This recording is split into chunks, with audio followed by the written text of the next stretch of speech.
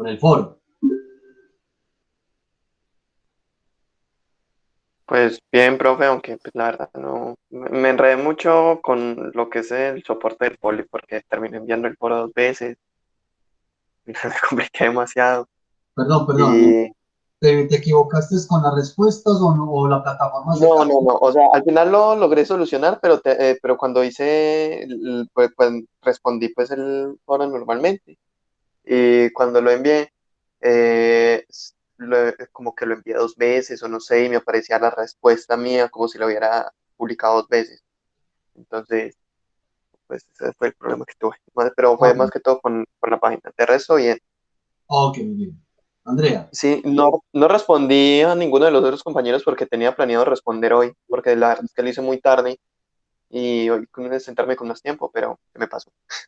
ok, muy bien, Miguel. Y Andrea, Profe, pues bien en lo que se puede.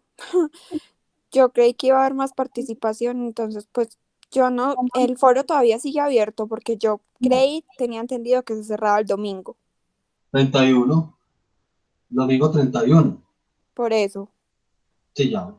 Entonces, pues como que en lo que pude participar bien, porque igual como que si no había tanta interacción, pues era como muy difícil uno estar como participando. Sin Sí, claro, embargo, yo sí obviamente. intenté responderle a Kevin y todo, y pues hice mi respuesta, pero pues sí, desde lo otro todo muy bien, entendí todo, y hice la participación. Lo único complejo fue porque como casi nadie entró, Ok. entonces eso fue lo complicado.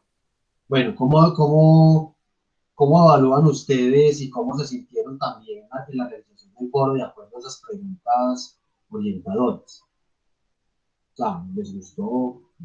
Aparte de los inconvenientes o dificultades técnicas, ese tipo de cosas, la interacción, eh, pues, ¿cómo evalúan ustedes el espacio en sí mismo? Desde las preguntas, desde el propósito de generar la discusión. Pues, profe, la verdad es que yo hubiera preferido que se hubiera dado un espacio de debate, pues, o sea, en la clase. O sea, que el Sí, foro se hubiera dado, pues, todos hablando y conversando, porque es que la verdad, eh,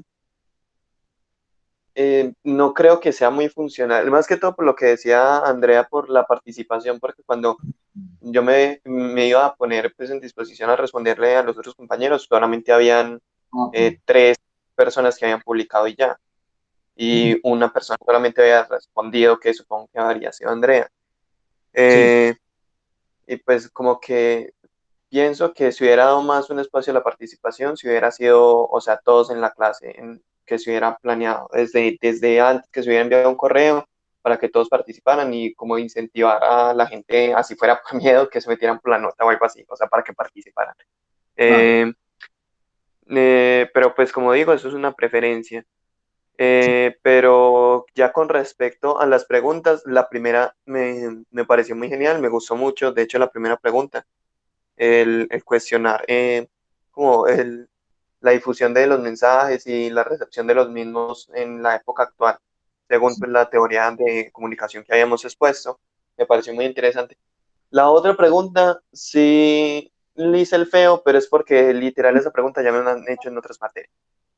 Ujú. Entonces, la respuesta es casi que un copy-paste, o sea, ya le tengo esperanza a esa pregunta. Es que hasta incluso en las pruebas técnicas para una práctica, siempre es como que, ay, ¿qué piensan con respecto al COVID o cosas así? Entonces ya es una cuestión de que ya el mensaje me cansa, o sea, me agota. Sí, ok, muy bien. Y Andrea, Em, Profe, pues yo no sé, yo estoy como en desacuerdo con Miguel, porque yo pienso que si lo hubiéramos hecho por acá, pues porque yo fui una de las que no estuve de acuerdo en hacerlo así virtual, pero usted me dio pues como una razón de peso, y es que uno acá, pues uno muchas veces no participa y casi que le tienen que sacar a uno las palabras, pues es mucho más difícil que presencial, que cuando estemos todos participemos. Es, pues yo no sé, uno no quiere hablar, o yo no sé qué pasa. Entonces yo en realidad sí pensé que pues que se iba a participar más así de manera virtual, porque había más tiempo pues como para argumentar una respuesta. Pero no. pues bueno, no, a mí me parece que de todos modos estuvo bien y a mí también me gustaron mucho las preguntas. Pues sí, y fue bueno como adaptar la teoría como a la actualidad. Muy bien, excelente. Sí, quería saber pues cómo se van a sentir ustedes, eso al fin y al cabo es el primer foro, el foro. Miguel, sí, yo también te entiendo también la posición, la ciudadanía, muchas veces también en términos evaluativos. Es difícil hacer una evaluación de un foro o un espacio de discusión, por ejemplo, por acá mismo. También, no solamente por lo que dijo Estefanía, sino porque, a ver, a mí se me dificulta mucho, es difícil en realidad esclarecer o establecer más bien un instrumento evaluativo como para evaluar las intervenciones de ustedes por un espacio de este tipo, o sea, presencial. O sea, siempre tiene que haber un instrumento, que eso lo habíamos definido en la reconcertación de evaluación. Y que, claro, uno de los foros virtuales también está muy supeditado a la interacción de los demás compañeros. Esa es la cuestión. Entonces, no muchas veces se limita a responder, obviamente se nos dificulta, pronto en nuestro caso es más particular, porque somos un grupo muy poco numeroso, somos muy poquitos, ¿cierto? Creo que hay como matriculados 9 o 10 estudiantes en este grupo, y mire la asistencia, ¿cierto? Han sido de 5, máximo 6 compañeros que han asistido acá, y algunos muy intermitentes, que no se sabe si van a continuar, si tienen dificultades. Que tienen dificultades de conectividad, en fin. Obviamente, en las experiencias de los otros grupos, que también ellos en la reconcertación definieron foros, y específicamente los compañeros de ustedes de la recepción, que es un grupo mucho más numeroso, obviamente, también les gustó mucho, porque, o sea, hubo mucho contrapunto, y obviamente por la cantidad. Recuerden que nos queda faltando un último foro, son dos que cuadramos, ¿cierto? ¿Se acuerdan? Es el primero. Y como para que ustedes no de pronto vean afectadas su nota, porque yo les coloqué en el foro, ¿cierto? La rúbrica, los criterios de evaluación 035, se los deben de tener muy presentes, que tampoco se vaya a ver afectado por la inasistencia de los compañeros, ¿sí me entiendes? Porque, por ejemplo, pueda participar Estefanía y Miguel al foro, igualmente se le hace la invitación a todos para el próximo foro, pero solamente respondió Estefanía y Miguel, ¿cierto? Y Miguel hizo retroalimentación a Estefanía y Estefanía a Miguel. Entonces ahí estarían cumpliendo eso, ¿cierto? Pero no se enriquecería, nos estarían cumpliendo, perdón, con el tema evaluativo, es decir, eh, respondieron a las preguntas, plantearon comentarios, preguntas, opiniones al compañero, pero no hay un verdadero espacio de discusión por la cantidad de personas que están participando. En este caso sería mínimo. Y en ese sentido, miramos más adelante y obviamente consulta con ustedes si de pronto les gustaría hacer el foro, dependiendo cómo evolucione este curso, esta asignatura con los compañeros inmatriculados, si les gustaría de pronto hacer el foro con el otro grupo. ¿Listo? Y ahí miramos entonces esa posibilidad. Igualmente en conversación con ustedes, para que no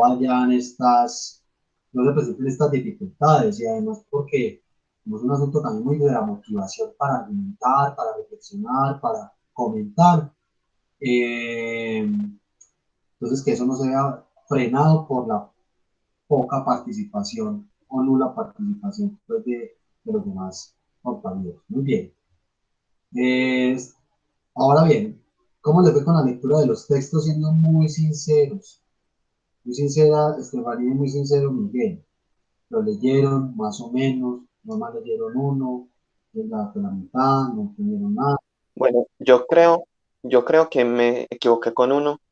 Es que no sé si era el texto o no, porque buscando entre los documentos, el que encontré, había uno que decía comunicación y educación, que era un mapa conceptual. Entonces no sé si me leí el que era. El otro, el de los 10 mandamientos, sí, que es un archivo de Word. Pero Claro, el otro, no sé. El Ok, mapa conceptual lo hice era, yo. El mapa conceptual lo hice yo. ok. El mapa conceptual lo hice yo, pero mira que el texto era este. Lo voy a mostrar. Educación y televisión con una convergencia creativa. Eso no los había colocado en el drive. Bueno, muy bien. Y Estefanía. Profe, solo leí el de la televisión, no leí los 10 mandamientos. Ah, ok, listo.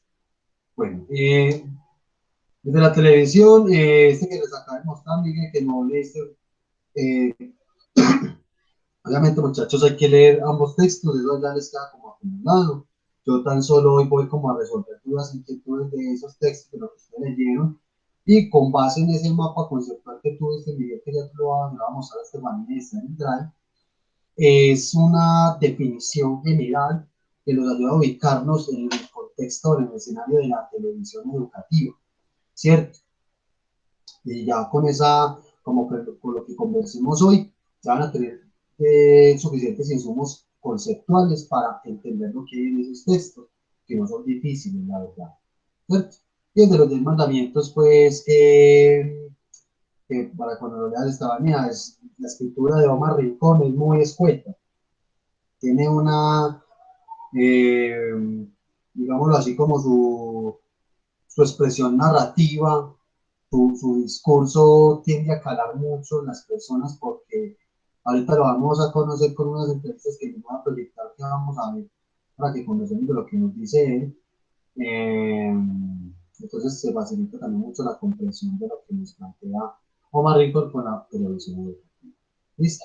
Entonces, recuerden que vamos a conversar, muchachos, que no sea yo solamente hablando, que para hacer este encuentro psicológico, pues, bien debido, conversando, encuentros sincrónicos con paneles virtuales, por lo general, la recomendación es que no pasen de una hora. ¿Por qué? Porque cae la atención, ¿cierto? Hay como unos times, unos tiempos, unos lapsos para, digamos así, mantener la atención. Luego ya lo otro se convierte en algo cansón y tiende a disipar la atención. Entonces, una de las maneras de mitigar eso es estar conversando constantemente y bueno, aprovechando que somos pocos hoy, eh, creo que eso facilita mucho el diálogo, ¿cierto? Muchachos, ya les voy a compartir la pantalla para mostrarles el mapa conceptual que les dio Miguel, ¿cierto? Y vamos a ir también conversando de esas lecturas que tanto que eh, la lectura que hizo eh, Estefanía y la de los 10 mandamientos que hizo Miguel. Sin embargo, antes de empezar, yo los escucho a ustedes, entonces, primero por Estefanía, ¿qué aspectos les llamó la atención, qué aspectos te llamó la atención de ese texto?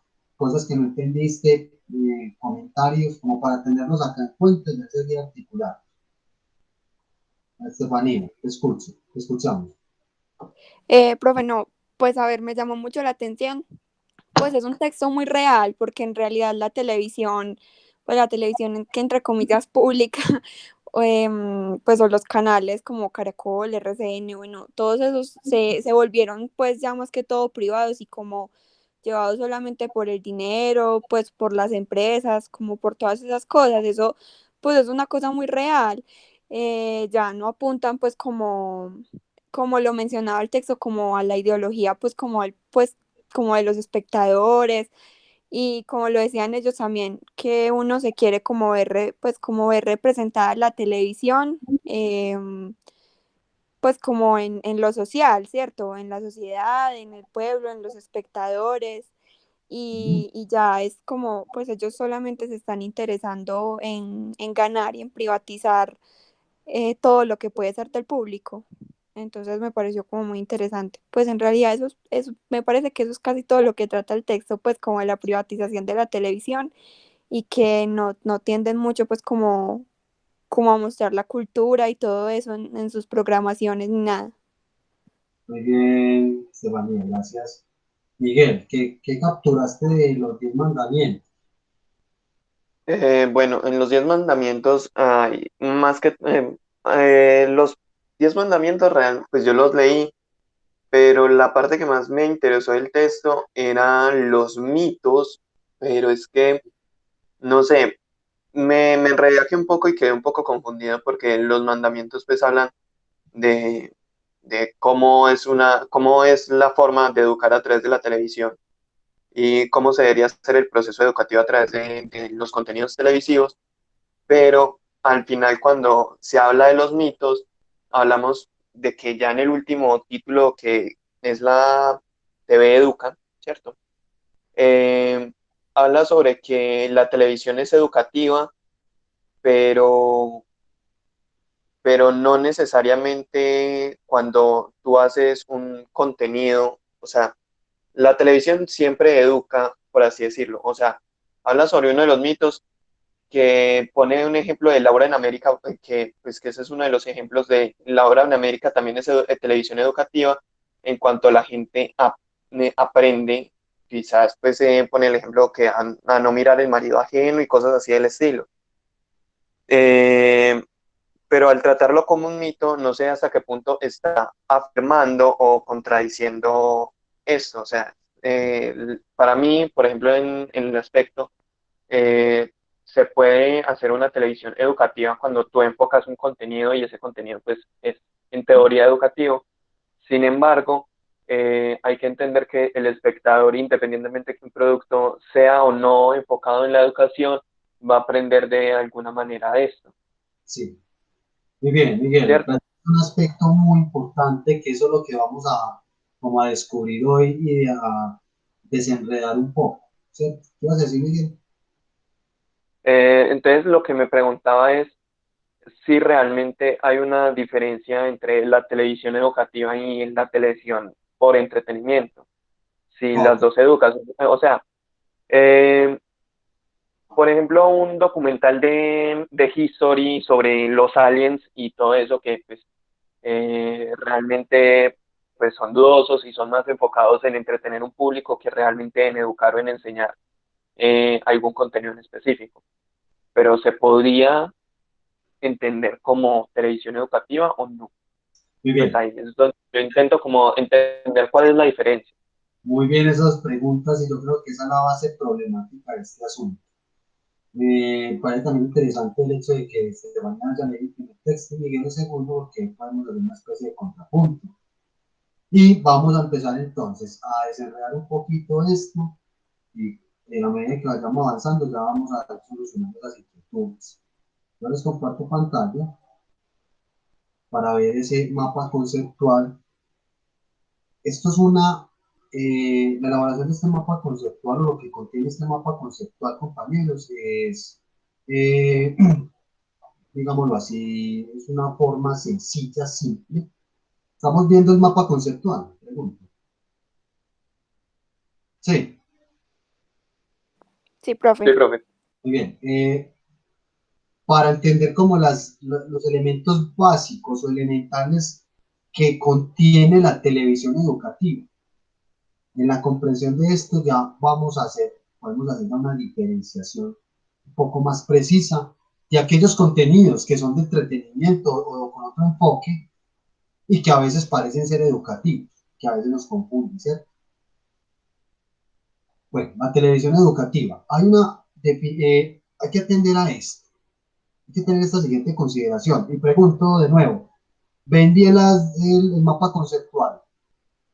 ¿Lo alcanzan a ver bien? ¿Lo amplío más o qué? Sí, profe, yo lo veo bien. No, profe, igual, pues igual yo lo estoy viendo acá en el computador. Ok, ¿y Estefanía? Sí, profe, lo veo bien. Ok, muy bien. Vamos a atender esta primera definición o consideración de la televisión educativa. Y ojo con lo que dice. Hay elementos claves acá. Es una estrategia que tiene la capacidad de aprovechar los lenguajes y narrativas audiovisuales. Ojo pues, estrategia que tiene la capacidad de aprovechar los lenguajes y narrativas audiovisuales para generar contenidos con el potencial de representar, perdón, indagar, expresar, cuestionar y proponer diálogos sobre la realidad y el mundo de la vida. ¿Qué elementos interesantes, importantes, pertinentes asoman acá? Cuando hablamos de estrategia, que aprovecha los diferentes recursos retóricos o discursivos de lo audiovisual, que es el lenguaje y la narrativa. Entonces, ojo con eso. Es una estrategia que obviamente se presenta o se concibe porque tiene un potencial de representar, indagar, expresar, cuestionar, etcétera, proponer diálogos sobre elementos de la realidad y del mundo de la vida. Esto en sí mismo es lo que nos ocupamos en la educación. Por eso vemos una asignatura para comprender la realidad de qué, de las audiencias. Por eso se llama teoría de la recepción. O vemos lenguajes, no sé cómo se llama en nuestra carrera. Todavía existe el lenguaje audiovisual. No. Narrativa documental o narrativa audiovisual. ¿No recuerdan? Narrativa documental, sí. Y con audiovisual, ¿qué hay? ¿No hay narrativa audiovisual o lenguaje audiovisual? O lenguaje Yo sé cinematográfico. que, yo sé que está el Lenguaje lenguaje cinematográfico. cinematográfico. Muy bien, tan solo por poner ejemplo. Muy bien, porque es que ya yo estoy con las mañas antiguas porque antes estaba el lenguaje audiovisual, narrativa audiovisual, y cierto, se va transformando en otras asignaturas. Muy bien, entonces nosotros vemos una asignatura para conocer la realidad en un contexto determinado de ese tema y obviamente aprenderlo en función de algo que sea significante en términos de ciertos saberes y conocimientos, que eso tenga quizás aplicabilidad en la vida práctica o en el saber profesional, ¿cierto? Pero cuando nos dicen aquí que es una estrategia, tenemos que entender lo siguiente, y por aquí me adelanto algo que vamos a tocar ahorita, pero la televisión educativa se concibe desde un escenario o desde que exista un proceso de enseñanza-aprendizaje. ¿Dónde hay procesos de enseñanza-aprendizaje? En situaciones educativas, como por ejemplo estudiar en la universidad, como por ejemplo estar estudiando en el colegio, en la primaria, o bueno, profe, no necesariamente son instituciones educativas, no, son sí, cuando hablamos de situaciones educativas nos referimos a ciertos espacios o ciertas situaciones en sí mismos donde se evidencia un proceso educativo. Entonces, cuando yo le estoy enseñando, por ejemplo, a alguien a cultivar, hacer un cultivo de una planta, o hay un proceso de aprendizaje para cultivar y cosechar café, ¿cierto? O aprender a tejer. Ahí, en parte, podríamos mirar una especie de, o una pequeña experiencia de educación, porque tiene que estar enmarcado en procesos de enseñanza-aprendizaje. Y nótese lo siguiente, un proceso de enseñanza-aprendizaje involucra a actores dentro de ese mismo proceso. ¿Cómo así? ¿Quiénes son los actores que aprenden? Los estudiantes. ¿Quiénes son los actores inmersos en la enseñanza? Los docentes. Entonces, ahí ya entendemos que esos personajes que están inmersos en esa lógica o en ese escenario educativo, todos están promoviendo y construyendo un proceso de enseñanza-aprendizaje. Entonces, la televisión educativa aparece como una estrategia para potenciar esos procesos de enseñanza-aprendizaje. ¿Listo? ¿Claros hasta ahí, muchachos?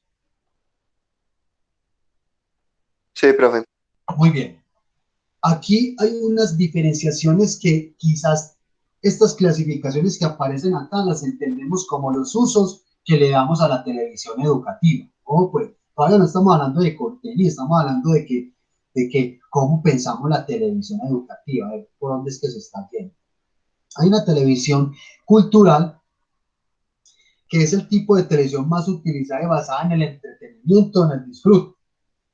Puede ser películas, dibujos animados, ¿cierto? Pero cultural, ¿en qué sentido? En que está más abocada al entretenimiento. Mientras que aparece una televisión educativa, que es un tipo de televisión que se caracteriza por tener contenidos educativos y que por alguna razón no están contempladas en el sistema en el sistema escolar formal. ¿Cómo así? Específicamente un programa donde le enseñan a los niños a sumar, a restar, a multiplicar y a dividir, operaciones básicas matemáticas, que te enseñen inglés. Profe, necesariamente tiene que ser, miren lo que nos está diciendo acá, contemplada en el sistema escolar, o sea, del currículo. Por eso la televisión educativa se pensaba inicialmente que eran temas relacionados con materias, con cursos, ¿cierto? Con un tema de matemáticas, de biología, de inglés, de química, pero obviamente ya hoy por hoy podemos ver contenidos educativos, televisivos, para, por ejemplo, abordar el tema de la tolerancia y la convivencia ciudadana, ¿cierto? O, por ejemplo, el tema del patrimonio y la memoria y la historia, ¿cierto? Entonces, ojo con esto, cuando se empieza a hablar de televisión educativa es porque está articulado a un proceso de enseñanza y aprendizaje dado quizás en una institución educativa, pero vuelve y juega el concepto que les dije ahorita, situaciones educativas que a veces no están contempladas en el sistema escolar. Es decir, es como si no existiera en el colegio o en la universidad tal un curso o un espacio educativo para enseñar algo y aparece en la televisión que va a suplir esa necesidad de conocimiento. ¿Cierto? Entonces ya estamos entendiendo, ya nos estamos imaginando un poco qué tipo de contenidos hay, va por este lado, ¿cierto? Y hay una televisión que la denominan escolar, que su objetivo principal se basa en suplantar el sistema escolar formal. Esto era uno de los temores que, por ejemplo, en el texto que leyó Estefanía y que va a leer Miguel, y que también creo que aparece un poco en los 10 mandamientos, y es un temor que en su momento hubo con la televisión, porque se pensó que era un sustituto del profesor, que era un sustituto de la educación tradicional o convencional, o sea, es decir, de aula de clase donde hay actores del proceso educativo, docentes de estudiantes, entonces iba a estar un televisor, ¿cierto? Entonces, hay televisiones perdón, contenidos televisivos que se pensaron desde esta lógica y que obviamente todo tiene sus ventajas y desventajas. Pero entonces recuerden que en esa clasificación que hacemos acá es más desde los usos que le damos a la televisión de carácter educativo. Es decir, que nosotros a partir de una televisión cultural que puede ser basada en entretenimiento, ahí responde un poquito a lo de Miguel, ¿cierto? La gente aprende programas de entretenimiento, pero no son Sí. programas educativos, no, son usos que le damos a la información, gratificaciones que obtenemos, apropiaciones del contenido. ¿Qué ibas a decir, Miguel? No, nada, nada. Ok, pero entonces, ojo, cuando se habla precisamente en términos teóricos fuertes, ya consolidados de televisión educativa, muchachos, eso tiene que estar articulado a un proceso de enseñanza-aprendizaje. Al grupo ahorita les colocaba el siguiente ejemplo. ¿Qué pasa con los MOOCs? ¿Saben qué es un MOOC? Un MOOC, un Sí. MOOC, o sea, las clases. ¿Cómo? Los pocillos. Los pocillos, sí, eso es un MOOC, es un pocillo, ¿no? Muchachos, eso es un MOOC con G, de los pocillos. Yo estoy hablando de MOOC. ¿No? Les coloco la palabra pues para que vayamos aprendiendo cositas. Miren, ahí está en el chat. MOOC. No lo han escuchado. El pocillo es Profe, yo MOOC. no. El pocillo es así, ¿cierto? ¿Cierto? El pocillo es así. Sí, sí, sí. Sí. Yo creo que sí lo había visto por ahí Pocillos es como eh, la duda. en una clase. Eso no tiene una relación como algo así como con las clases en línea o alguna cosa así como de sistema de cadenas, algo así, no sé. Sí, muy bien. Y el pocillo es, ese pocillo se escribe con eso o con C, para que no me vayan a dar pan. No me acuerdo. Hola. Yo, profe, yo no sé. La verdad, no, Es yo con creo C, que es con C, es con C. es con C, listo. Ya lo vamos a borrar para que no me hagan bullying.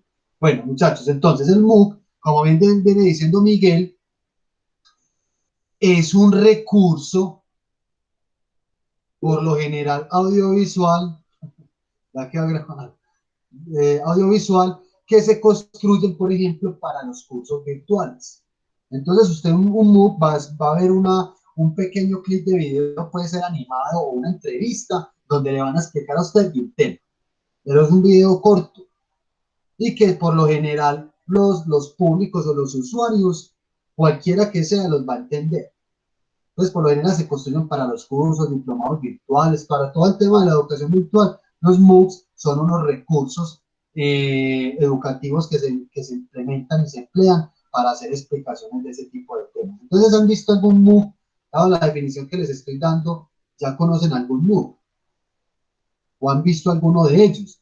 Van a explicar O sea, cómo. no entendí muy bien. O sea, un MOOC es un soporte educativo, una herramienta solamente. No es como un sistema educativo de por sí, como No, algo que plante la educación. Es solamente también. una herramienta. Son herramientas, sí, son herramientas, son recursos, sí, porque la sigla, esa es una sigla de un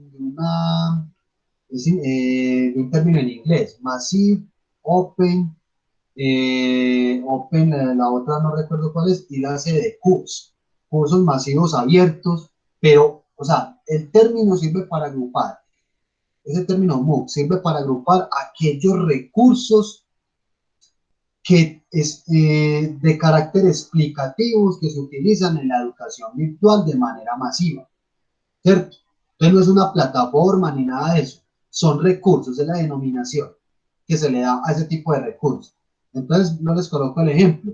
Cuando ustedes están viendo de pronto un curso virtual alguna o alguno un material de ese tipo, te van a explicar el concepto de televisión y entonces empieza a hablar una persona y incluso los narradores intradiegéticos, es decir, el entrevistado se ve que está hablando y le empiezan a aparecer animaciones de texto como por decir así al ladito, dice la televisión es esto y esa persona va hablando, en fin, y la diferencia es que cualquier usuario que acceda a ese MOOC va a entender el contenido, o sea, no está discriminando, digámoslo así, un público, cualquier persona lo va a entender y que son masivos porque manejan un lenguaje muy explícito, muy simple, ¿cierto? Y que no es tan conceptual, pero son recursos de ese tipo, no son plataformas, es un término que sirve para denominar eh, estos recursos para el aprendizaje virtual. Claro, hasta ahí, Miguel. Sí, profe. Muy bien. Entonces, en ese sentido, Miguel y Estefanía, ¿alguna vez ustedes han visto un MOOC? Que es un pequeño clip de video en sí mismo, ese es el producto final, te va a mostrar una persona o te va a mostrar una animación hablándole de algo, y ya.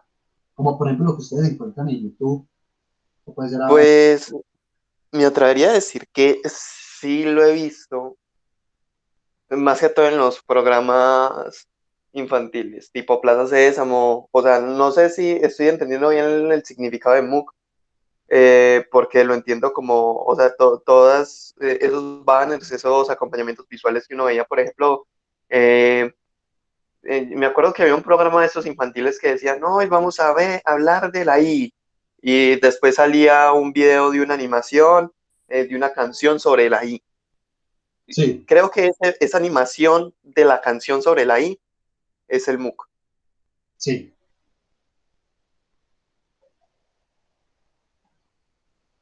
Yo les voy a dejar, cursos masivos.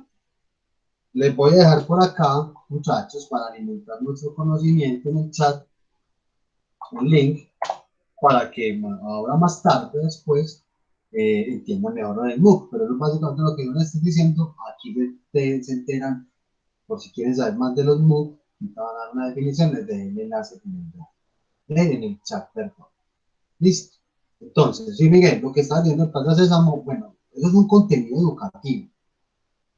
Recuerda que los MOOC son piezas, recursos que implementamos para explicar un tema bajo la modalidad virtual. ¿Listo? Entonces, nos metimos a hablar de los MOOCs como para definir este asunto de la televisión escolar, donde hay unas televisiones o contenidos televisivos que se plantean para suplantar o reemplazar el sistema educativo formal. Entonces, usted cuando ve, por ejemplo, un MOOC, no tiene que ir a la universidad, usted estudia virtualmente, pero por sí mismo ese MOOC está incluso reemplazando un docente y todo su discurso y su metodología, sino que es un recurso estándar, ¿cierto? Entonces, hay contenidos de carácter educativos escolares que han intentado aplicar esto, pero obviamente no es tan sencillo y mucho menos tan eficiente. Claro, hasta ahí entonces, esto es en función de los usos que le damos a la televisión educativa. Chicos, ¿qué encontramos nosotros entonces dentro de las características de la televisión educativa? Estos son los usos y las clasificaciones que le podemos dar a diversos contenidos, tratando de buscar, tratando de encontrar, perdón, qué carácter educativo tiene. Pero ahora hablemos de las características en sí. Chicos, dice por acá, es generado por instituciones educativas y es pieza integrante de un modelo pedagógico. Dejo esto a consideración, porque no solamente la generan instituciones educativas, no es un colegio, una universidad, pero sí una institución o un centro cuyo objetivo y razón de ser o propósito es la educación, ¿cierto? Entonces puede haber, por ejemplo, una academia de música donde va a elaborar contenidos televisivos para explicar las notas musicales, la armonía, la composición musical, en fin. Él se está valiendo de ese tipo de recursos para explicar, ¿cierto? Y que es pieza integrante de un proceso pedagógico, modelo pedagógico, claro, miren, recuerden muchachos, cuando hablemos siempre de televisión educativa, estamos hablando de que está articulado a un modelo o un esquema pedagógico y está contemplado dentro de un proceso de enseñanza-aprendizaje. De esa manera podemos ya entender la televisión educativa. Y dice acá, ya lo hablamos ahorita, me adelanté, se emplea como una herramienta en el proceso de enseñanza-aprendizaje. Está dirigido a públicos identificados por niveles y modalidades académicas. Es decir, que van desde preescolar hasta un posgrado. Tienen un público, un target definido. Por eso usted ve, ¿cómo se llama? Ese programa infantil de Disney. ¿Cómo se llama ese canal, muchachos? ¿Qué? Disney. ¿Programa infantil? Pues hay muchos. No, pero de Disney, se llama Disney Channel, algo así. No, pero el infantil, el que siempre que tiene contenido educativo es de Discovery Kids, si no estoy mal, creo que todavía existe. Discovery Kids, muy bien.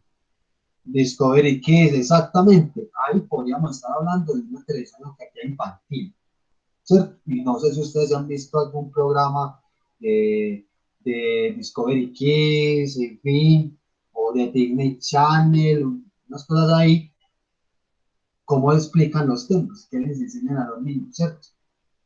Y bueno, entonces si bien estos públicos están segmentados de acuerdo a estos niveles, también hay unas caracterizaciones de los perfiles, y bien, toma en cuenta tanto el papel del docente y los estudiantes, y que bien puede ser en ámbitos de la educación formal y no formal, ¿cierto? ¿Cómo es que la no formal es lo que no se estudia o no es titulado en una institución?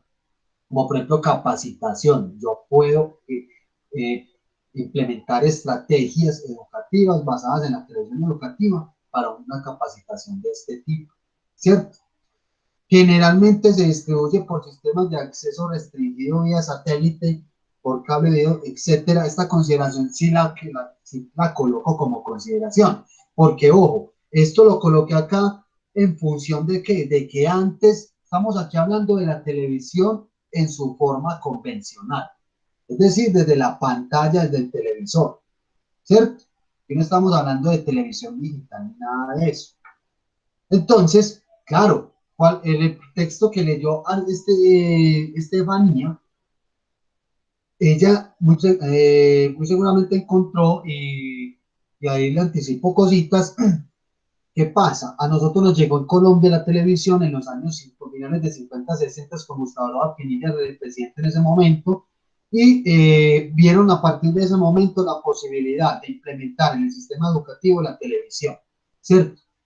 Y entonces, pero obviamente habían varias dificultades, porque primero no había una cobertura nacional amplia, en términos de que no habían televisores, obviamente no había acceso a la señal. Entonces fue también una de las principales dificultades en la masificación de una televisión pública, televisión educativa pública, ¿cierto? Porque también el texto nos decía que la televisión en Colombia básicamente vio sus propósitos o su manera funcional en términos de qué, de lo comercial, es decir, una producción televisiva basada en el entretenimiento solamente, porque obviamente eso obedece a unas dinámicas de la economía regional, es decir, todo el despliegue del neoliberalismo en Latinoamérica, ¿cierto? Entonces, lo educativo no es que vendiera mucho, y de hecho es hacia el día de hoy, ¿cierto?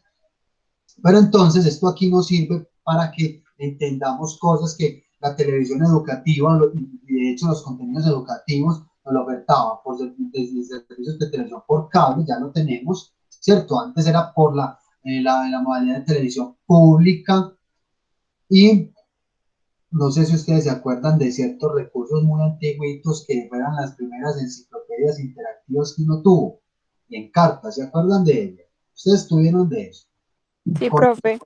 ¿cierto? Sí, Esos profe. fueron los primeros, empezó, por ejemplo, en carta es un modelo interesante de análisis, en términos de análisis para considerar que hay contenidos interactivos y donde vos tenías que, podías hacer el consumo o acceder a la información en cualquier momento porque ya tú ya tenías los CDs o tenías el programa, lo tenías instalado en tu computador, en fin, ¿cierto? Pero dentro de su formato como tal, se pensaba que era un contenido educativo pues muy eficiente. Entonces, miren muchachos, recuerden que todo esto, sobre todo estas tres consideraciones, son las que tenemos que tener en cuenta, como para dar cuenta de que hay contenidos y hay una televisión educativa, ¿cierto? ¿Cómo actúa la televisión educativa en el proceso de formación? Es decir, en el proceso de enseñanza de aprendizaje, ya propiamente en la educación como tal. Utiliza gran contenido temático de diferentes asignaturas dadas en plantel educativo. No obstante, recuerden que dijimos ahorita que no solamente es el programa para que le enseñen a uno matemáticas o biología o inglés. Puede ser cualquier otro contenido, cualquier otra información para un saber práctico en la cotidianidad, pero está marcado en un proceso de aprendizaje, de enseñanza de aprendizaje, perdón. Listo. Y que tienen con el fin de enseñar a los televidentes por este medio visual, teniendo en cuenta alguna serie de factores que puedan afectar al desarrollo cognitivo y social de las personas que pueden presenciar los programas educativos. ¿Cómo así? Que esta televisión sí se preocupa por las audiencias en términos de que no solamente validen lo que la gente está aprendiendo, sino las implicaciones de ese contenido en términos cognitivos y sociales. Es decir, lo que hemos venido hablando del consumo cultural y todo ese asunto, de los consumos y usos de la desinformación y los contenidos de los medios. Cómo las personas entonces a partir del contenido que consumen educativo aprenden, pero también lo replican o también significan ciertos elementos de lo social. O sea, ya hay implicaciones más desde las mediaciones que vimos, ese tipo de cosas, ¿cierto? Eso es la primera consideración dentro del proceso formativo de la educación dentro de la televisión educativa. ¿Qué pasa? En algunos canales se enseñan temas esenciales para las personas como matemáticas, ya lo hemos visto, ¿cierto? Otros temas, para culturizar, ¿cierto? A los televidentes. Estos programas están enfocados en niños y jóvenes que son la población más vulnerable al conocimiento. O con esto. Noten ustedes que muchos de esos contenidos educativos y de esa televisión educativa, por lo general está dirigida a un público infantil o juvenil. No quiere decir de que está excluyendo a los otros grupos poblacionales. Lo que quiere decir es que los niños y los jóvenes se han considerado históricamente como poblaciones vulnerables, ¿cierto? Los sujetos en riesgo y obviamente de atención por parte del Estado. No es gratuito que la televisión educativa tenga en su panorama, en su sentido de ser, esa consideración. Que entender entonces que los niños y jóvenes obviamente están en un proceso formativo, ya sea institucional y obviamente por sociedades, etcétera. Mientras que el adulto mayor o los adultos ya, digamos, ya atravesaron por estos espacios, por estas etapas, ¿cierto? Estos momentos formativos. Sin embargo, hay programas educativos para enseñarle a ciertas personas, alfabetizarlos en algún asunto, o, como les decía ahorita, a través de un contenido educativo le van a enseñar a la gente a cosechar, a sembrar y a cosechar café. Y esos son saberes prácticos. Esto no es para un niño, no es de pronto puede ser para un joven campesino que vive en agricultura, pero posiblemente sería para un campesino, ¿cierto? Una persona acentuada en el territorio rural. Claro, hasta ahí. Entonces, la educación, la televisión educativa piensa mucho en estos grupos poblacionales. Uno los identifica netamente desde el mismo contenido. Somos capaces nosotros de ver, de identificar con tan solo ver algunos fragmentos de lo que no, del contenido televisivo, del contenido educativo, si es para niños o es para jóvenes. Ahí mismo se sabe, ¿cierto? Entonces, es una de las grandes cualidades que tiene, las características que tiene la televisión educativa, en términos de identificar sus públicos, sus targets, ¿cierto? Programación de televisión educativa en Colombia. Aquí hay dos ejemplos. Esto ya está en el Drive, conviene que lo vean. Es un programa que se llamaba Latitud 413 Sur, ¿cierto? Bogotá, donde exploraban ellos a partir de formatos como el tal show o los reality show. Ese formato lo emplearon para contar cosas de barrio de los jóvenes, ¿cierto? Muy interesante. También fue emitido por Señal Colombia. Y aquí hay un listadito, de acuerdo a este artículo de opinión en la revista Semana, donde un listado de 5 programas de televisión educativos colombianos. Creo que algunos de ellos todavía siguen vigentes. Conviene que los revisen para que vean los contenidos que se han hecho en Colombia y algunos de ellos cuales siguen siendo vigentes. ¿Cierto? Chicos, preguntas, inquietudes, alcanzamos a clarificar aspectos generales de la televisión educativa. Sí, profe. Yo creo que todo quedó muy claro. Sí, Estefanía. Profecito, súper claro, gracias. Ok, muy bien, pero más que claridad, hay que tener también hay que seguir conversando de lo siguiente. Y aquí viene lo que planteaba Miguel ahorita, que es muy precisamente una confusión muy recurrente con contenidos que vemos, por ejemplo, en Discovery Channel, Nat Geo, History Channel, esos tipos de programas. Entonces, Omar Rincón aparece con este texto que es muy escrito a su manera, a su forma, a su retórica y su discursividad, para decirnos de que ha habido un problema con la televisión educativa en Colombia, y es que, muchachos, ha sido aburrido. Noten ustedes que el único canal de televisión, la única programación educativa que tenemos nosotros en la televisión de acceso público que es Señal Colombia, que poco a poco ha ido mejorando y ha ido experimentando con nuevos formatos de narrativas, con diversidad de tratamientos temáticos muy interesantes. Pero al día de hoy podemos decir de que es una televisión que mucha gente no ve, ¿cierto? Que mucha gente no ve porque tenemos obviamente gente recibe Caracol y otro tipo de contenidos. Entonces aparece Omar Rincón para decirnos varias cosas en este texto de los 10 mandamientos. Uno de esos es que la televisión no tiene que ser aburrida. Recuerden lo que estamos diciendo acá en la televisión educativa. Retoma, Sí, él lo menciona en uno de los mitos, sí, que es un mito que la televisión sea aburrida. O sea, en el caso de Colombia se da porque en Colombia la televisión educativa se pretendía que fuera un análogo de, de una clase, o sea, de lo que hace un maestro, y realmente no es así, o sea, es eso, un lenguaje distinto y por lo tanto al ser un lenguaje distinto debe comportarse de una manera distinta y no debe pretender seguir una estructura curricular. exacto. Pero, o sea, recuerden que la televisión educativa y cualquier contenido educativo tiene que estar articulado, ya sea un modelo pedagógico, pero en sí mismo tiene que estar inserto dentro de un proceso de enseñanza-aprendizaje, siempre. O sea que en ese sentido, quizás el documental de alienígenas ancestrales, como lo decía ahorita Miguel, que hay muchas cosas que a uno no le parecen, quizás la gente está aprendiendo de eso. pero está aprendiendo no porque el programa sea educativo, porque la gente está así, se está motivando para adquirir esas informaciones y convertir en conocimientos nuevos. Pero no sé si alienígenas ancestrales está articulado un proceso de enseñanza-aprendizaje. ¿Qué dirían ustedes? Me imagino que lo han visto. Pues realmente lo que es alienígenas ancestrales es lo que el contenido es una pseudociencia. Por algo será una pseudociencia.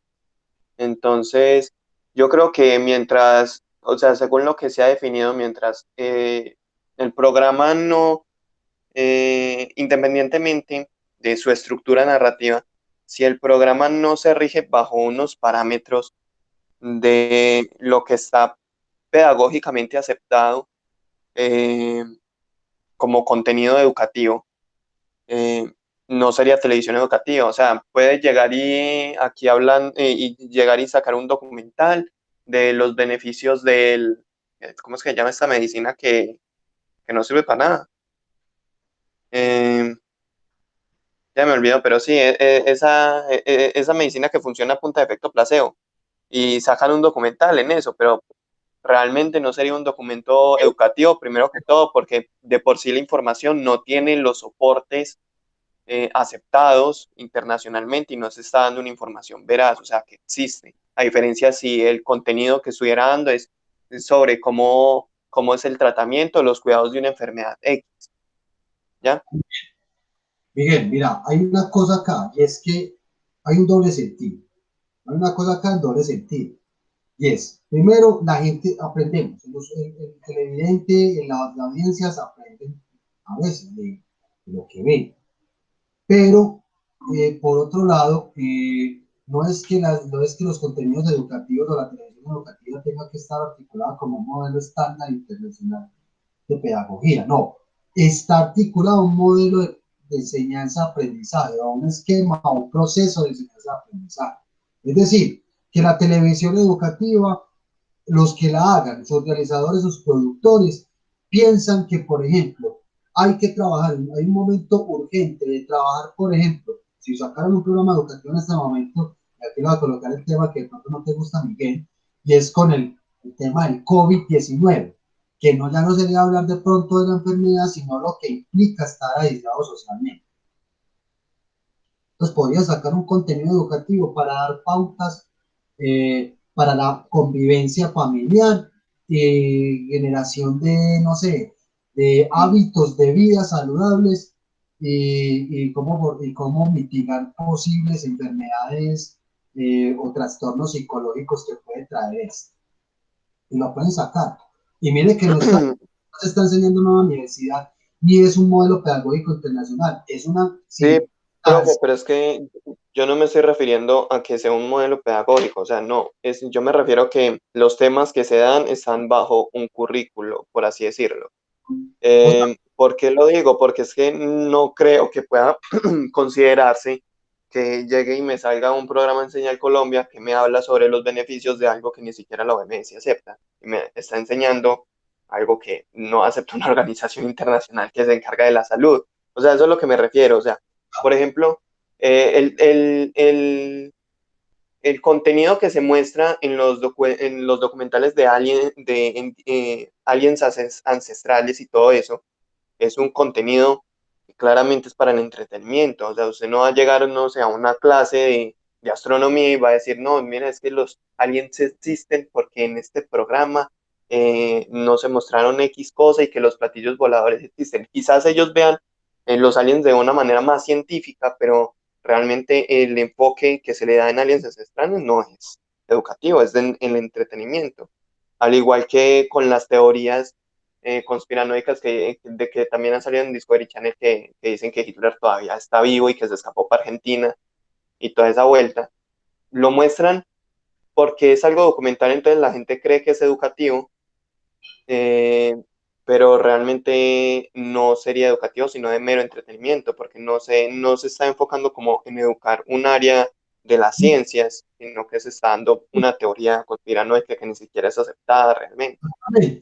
como por ejemplo podemos mirar otro programa de estos canales, por ejemplo, que nos lo presentan como una competencia, un show de maestros del acero, una competencia para ver quién hace el mejor cuchillo más afilado, que no sé qué, y a veces le explican a usted el proceso de elaboración, ¿cierto? Quizás usted no va a aprender a hacer cuchillo, se va a aprender algunas cosas de las propiedades del metal, en fin, ¿cierto? Lo cierto es que uno en ese tipo de contenidos, obviamente, los que nos dan buenos o malos, son muy particulares. Entonces, estamos haciendo el análisis en términos de lo que las audiencias consideran como educativo y cómo lo podemos considerar nosotros también. Y es que son programas que sí utilizan de pronto con informaciones o datos educativos y lo transforman en un contenido de este tipo y a veces pensamos que es educativo. Ya sabemos de antemano que la televisión educativa, los contenidos educativos tienen que estar articulados a procesos de enseñanza-aprendizaje, que bien, como lo acabas de clarificar también, Miguel, lo acabas de decir, no es que sea aceptado en una comunidad pedagógica o científica, en generales o internacionales, sino que se está articulando a una necesidad educativa. ¿Cierto? Como si, por ejemplo, es lo que yo les vengo colocando de ejemplo. De pronto en estos momentos pueden sacar una serie web con el tema del COVID-19, en fin, para hablar de un asunto de la convivencia familiar y cómo mitigar posibles enfermedades y trastornos psicoafectivos, ¿cierto? Por el hecho de que estamos aislados socialmente, o sea, estamos encerrados. Y eso no está planteado en un currículo escolar, nace de una necesidad contextual, del contexto, perdón, y que eso por su tratamiento y otras cosas de pronto lo pueden hacer educativo, como puede que lo hagan de manera de entretenimiento y que no sea educativo. Sin embargo, tenemos que entender lo siguiente, Miguel, y es que la gente a veces no aprende de lo educativo, sino del entretenimiento. Y no es que sea malo, sino que es que son cosas que se dan. Es decir, hemos dicho, y como lo dijo Marrincón, y vos lo dijiste, quizás la gente aprendió con la hora en América. La persona aprendió con la hora en América para no aprender a que no meterse con la gente, con la persona ajena. Hemos hablado de las narconovelas. La gente, los pelados, los jóvenes, ciertas personas aprendieron a identificar ciertos personajes como interesantes, modelos a seguir, referentes, modelo de vida, en fin.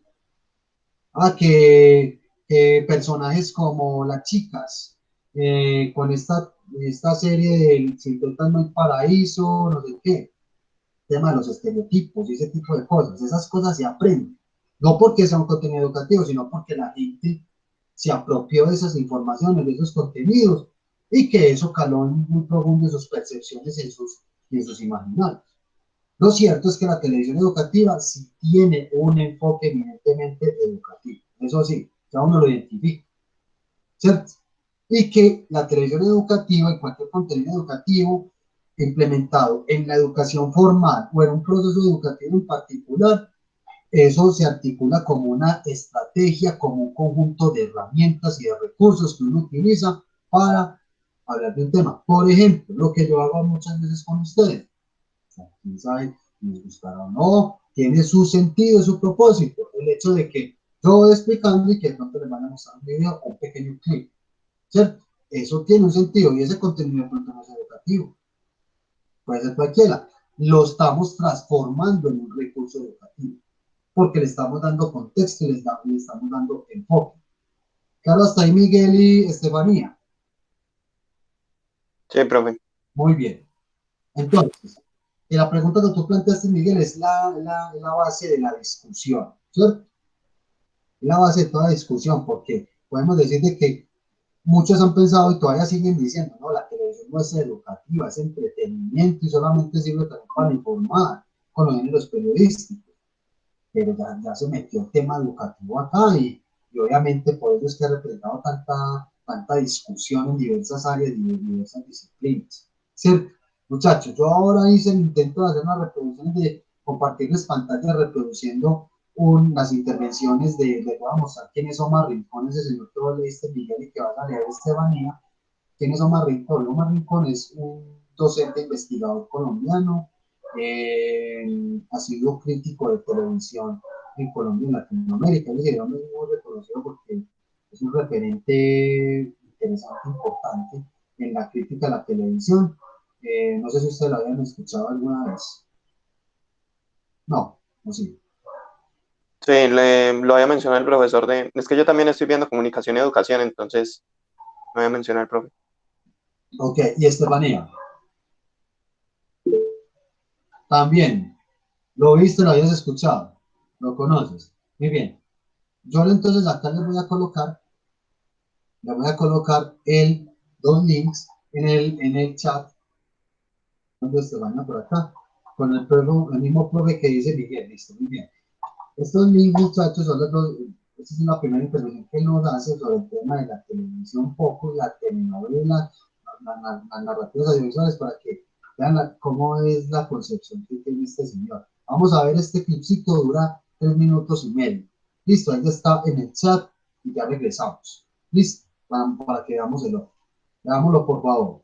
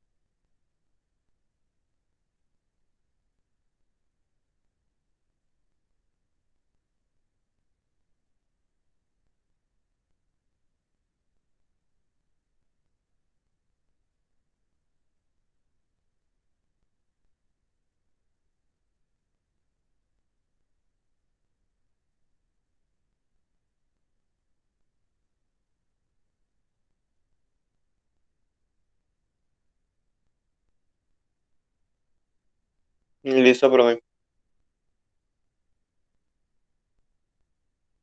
Muy bien, ya les doy el segundo.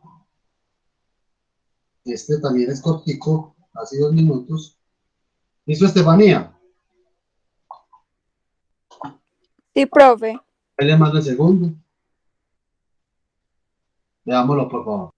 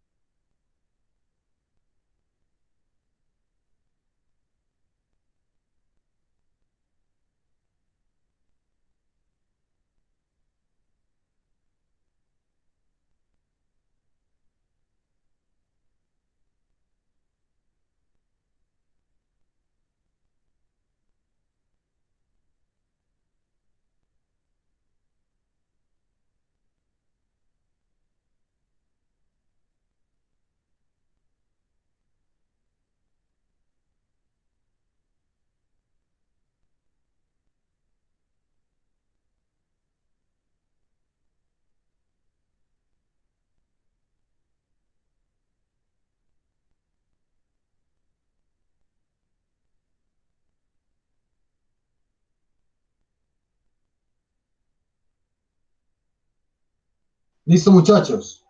Listo, profe. Muy bien. Bueno, ¿qué les pareció lo que nos dijo este señor? No está hablando de televisión educativa, está hablando desde el mismo, desde ese poder de la televisión, esas características que tiene. Y así como lo que nos dijo acá va muy articulado a lo que él considera dentro de la televisión educativa. ¿Qué tienen por decir ustedes por aportar, compañeros? No, sí. No saben. Eh, espere, yo interiorizo, profe, la información. Dale, dale, tranquilo. Estefanía. Ay, profe, pues no sé, muy teso todo lo que dice como, pues como de que cuando uno tiene que hacer un contenido, pues sí, tiene que ir como con lo colectivo, pues es que no sé. Profe, es que Colombia es un país difícil, porque él habla sobre que si un contenido quiere ser exitoso acá en Colombia, debe responder a una lógica de lo que se vive en Colombia, o sea, de ser un reflejo del entorno social. Sí. Pero es que realmente eso no pasa necesariamente en Colombia, porque aquí en Colombia muchas veces se viraliza o de los contenidos que más habla eh, son contenidos extranjeros. Es que yo me acuerdo, me hizo acordar de un profesor que tuve en el colegio, que justamente nos hablaba de las narconovelas y todo eso, y es que el colombiano promedio es, es que es un soñador extranjero, algo así, me decía él. A lo que él se refería con eso es que el colombiano es una persona con muy poca identidad nacional, o sea, del país. No es lo mismo como un estadounidense que usted llega y le insulta a la bandera y ay, Jesucristo, la que se monta. Aquí en Colombia no. Aquí en Colombia realmente el orgullo nacional es muy poco o si lo hay con temas muy específicos. Y con uno de los temas más específicos que se puede ver es con lo de la cultura narco, o con el humor propio, eso sí mencionaba él, que el colombiano pues se toma muchas cosas con humor y aquí que se sabe hacer narconovelas, no me acuerdo del otro que dijo, y, y comedias. Y, y hay algo que sí he visto y es que el colombiano sí consume contenido de humor propio, de un humor muy, muy nacional, pero con otro tipo de contenido sí es tiende mucho a consumir contenido extranjero. Ujú. Muy bien. Sí, Entonces, no sé, es eso. estamos despermeados con muchas cosas, claro, de esta manera, sí. Pues que yo pienso que lo que decía Miguel es más que todo regionalismo, porque yo pienso que nosotros sí, pues como que sí somos, sí defendemos mucho como el ser colombianos y todo, pero yo creo que es una ambición de los contenidos internacionales, es una ambición de ser como, pues como las personas de otros países, por ejemplo, lo que él hablaba de los contenidos de Netflix. Usted, pues un colombiano no se refleja en un contenido de Netflix, pero quisiera. Entonces pienso que es como más O eso. estamos viendo contenidos como con, yo lo denominaría como una especie de reciclaje de formatos y narrativas de ese tipo. Bueno, sí, es eso. O sea, yo sí de ese modo estoy completamente de acuerdo porque si hay algo que decía el profe, que nos dijo el profe Duarte, y es que Colombia siempre ha demostrado como que unas ganas de ser como otro país. Y eso en la Exacto. historia se demuestra. O sea, el uniforme de la Guardia Presidencial es una copia casi que exacta. Bueno, ahora no tanto porque si no estoy mal lo cambiaron, pero antes, más o menos en el 2010, en la época de Uribe, el uniforme aún permanecía y era una copia casi que exacta del uniforme que se utilizaba en Alemania en la Primera Guerra Mundial. Y es que antes de la Segunda Guerra Mundial, Colombia era muy germanófilo. Había un gran interés por Alemania. Eso después cambió después de la Segunda Guerra Mundial con el con el libre mercado, el neoliberalismo y todo eso, que Colombia se volvió muy amante ya de lo que son los Estados Unidos. Ujú. Aún así, pues Y, yo pensaría, no, de hecho, espérate, yo termino. Eh, y un reflejo de eso en el contenido audiovisual es el famosísimo, el Metástasis, o sea, la copia colombiana de Breaking Bad. Es que aún me sorprende y lo peor es que me enteré que no solamente hay una copia de una novela o de una serie extranjera, sino que de hecho hay varias por ahí en internet de otras series que fueron famosas en Estados Unidos. Ujú. Muy bien, Miguel. Estefanía. pues que yo pensaría que lo que pasa también con los contenidos internacionales es que son como muy soñadores. Entonces yo pienso que nosotros tampoco, cuando vemos un contenido que no es colombiano, no estamos viendo tampoco el espejo de la cultura española o de Estados Unidos, no estamos viendo el reflejo de esas personas, sino que ellos tienden a hacer contenidos pues que lo suben a uno como en una burbuja. Uno cree que cuando ve una película pues de adolescentes y que en sus colegios y así pues que en realidad todo eso sucede así y yo pues yo pienso desde lo personal que en realidad no, que ahí tampoco estamos viendo un reflejo de lo que son sus culturas. Ok, muy bien, claro que sí.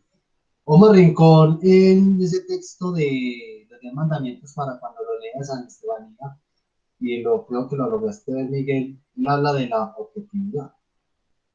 ¿Te recuerdas, Miguel? Sí, pero él la mencionaba como un mito, ¿no? Si no estoy mal. Sí. ¿Y cuál es el mito, en realidad? Que la objetividad no existe. Es La objetividad no existe. una mirada subjetiva. De hecho, en periodismo hay algo que se decía, o se dice todavía, de hecho, que, o sea, donde haya mano humana, ahí no hay objetividad. O sea, dentro del periodismo no se pretendía, y creo que en la televisión también, no se debe pretender como llegar a un nivel objetivo del contenido, sino tener un equilibrio y una precisión con él. O sea, que, que no, usted tampoco tire mucho para un lado ni para el otro, pues ya en los contenidos que son políticos y así. y en el contenido que es ficcional tampoco que se exagere mucho porque pues, se pierde la verosimilitud, pero también, o sea, ser precisos, o sea, ir al grano, contar lo que es, no irse por las ramas, que yo creo que es uno de los principales errores en los que se ha caído muchas veces acá en Ujú. Colombia en la producción audiovisual, y es que muchas veces se van por las ramas contando pendejadas o alargándola innecesariamente. O sea, un ejemplo es Dago García y sus cuatro paseos. Sí, claro. Muy bien, muchachos, lo que ustedes ponen en consideración, hay muchas certezas y obviamente lo que alimenta la discusión en términos de ese valor, esa intencionalidad y ese carácter educacional de la televisión.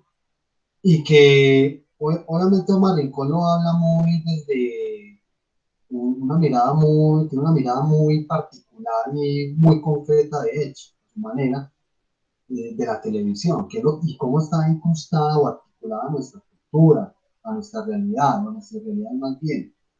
Lo cierto es que en el fenómeno de lo educativo, en este escenario, siempre van a haber otras complejidades también, porque está, como lo que decía Miguel ahora, cómo eso se articula precisamente a un modelo, o perdón, a una situación o a un ambiente de enseñanza-aprendizaje. Y por otro lado, estos contenidos de carácter de entretenimiento siguen dejando unos aprendizajes en la gente. Es decir, la gente siempre aprende, no aprende muchas cosas. Como les decía a los compañeros de la clase pasada, anterior, ¿qué pasó con los puros criollos? Un programa que, por su formato muy interesante, creo que los que lo vieron de pronto algunos capítulos aprendieron de alguna cuestión histórica o de alguna costumbre o tradición y todo el desarrollo y el tratamiento temático fue muy interesante. Ya hoy por hoy no existe por unas razones políticas, que eso es lo que también estaba en el texto que leíste, Estefanía, ¿cierto? Los intereses ideológico-políticos que siempre han tenido los medios de comunicación, específico la televisión en Colombia. Los puros criollos salió de Colombia, pues obviamente por un cambio administrativo gerencial, unos desacuerdos y obviamente unas posturas del propio realizador, de este señor de Santiago. En fin, pero, o sea, de pronto los puros criollos también puede haber sido, se puede haber considerado una especie de contenido educativo, muy basado también en el entretenimiento, y que aquí lo que nos cabe entonces como reflexión final, compañeros, es que esto se piensa en función de generar o crear o facilitar, promover escenarios de participación ciudadana y sobre todo de formación de audiencias críticas y activas. Y una audiencia activa crítica se refiere a aquellos televidentes, ya, no de que hablamos de la televisión en su forma convencional, tradicional, no hablamos de la televisión digital, nada de eso, eso lo vamos a hablar más específico. Pero a partir de unas televidencias activas se puede en sí mismo mejorar cada vez más los procesos de enseñanza-aprendizaje. Es decir, también les plantearles una pregunta problematizadora. ¿Ustedes creen que es posible enseñarle a la gente a ver televisión? ¿Cómo sería eso? Yo creo que ahora sería algo completamente difícil. Pues no digo que imposible, pero sí algo muy difícil, teniendo en cuenta que ahora las, los medios tradicionales están migrando a algo más digital. Ok. Entonces, Sí. yo creo Bueno, que la manera para enseñar a la gente a ver televisión o a consumir cualquier contenido eh, televisivo, periodístico, etcétera, sería a través de estos medios, o sea, aprovecharse de los propios medios para enseñar a la gente a consumir esos contenidos. uh-huh. Porque es que el que la gente no sepa consumir contenidos televisivos, audiovisuales, nacionales, etcétera, incluso yo creo que ya deja de ser de algo endémico de acá, sino que eh, el consumir cualquier cosa ya es algo internacional, por así decirlo. Y lo digo es por el fenómeno este de las fake news. Entonces que ahora la gente consume, yo creo que por consumir, y no creo que ya sea algo solamente colombiano, ¿ya? Pero sí, o sea, a través de estos medios, creando contenidos que sean atractivos para las personas que no están acostumbradas a consumir televisión, de, a través de las redes para que consuman televisión, sería como lo ideal. Aunque no creo que ya se empiece a dar el caso de que la gente vuelva a consumir televisión. Claro. Muy bien, Miguel. ¿Y Estefanía qué opina de esa pregunta? ¿Es posible enseñarle a la gente a ver televisión?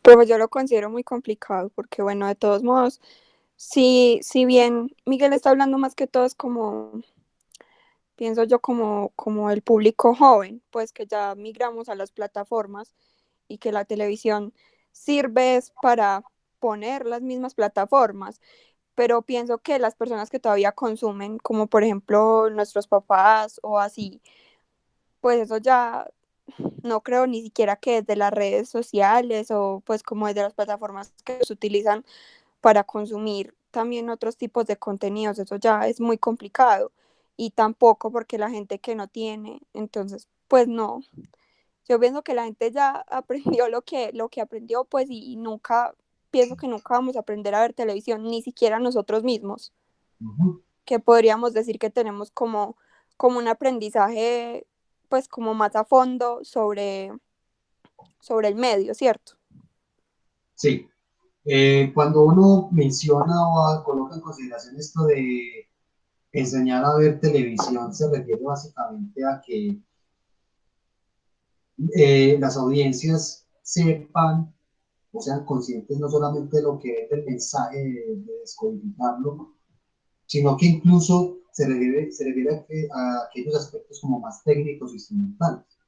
Como por ejemplo, que la gente sepa el concepto de plan, que la gente sepa entender el concepto de secuencia, de composición visual, de iluminación, aspectos de ese tipo.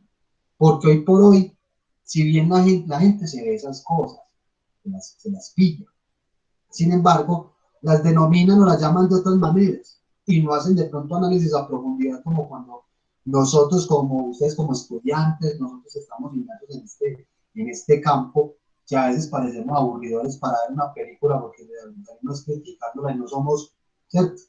No somos unas audiencias como basadas en el entretenimiento, es decir, no disfrutamos la película por estar mirando detalles y obviamente haciendo críticas, ¿cierto? Eso es muy recurrente.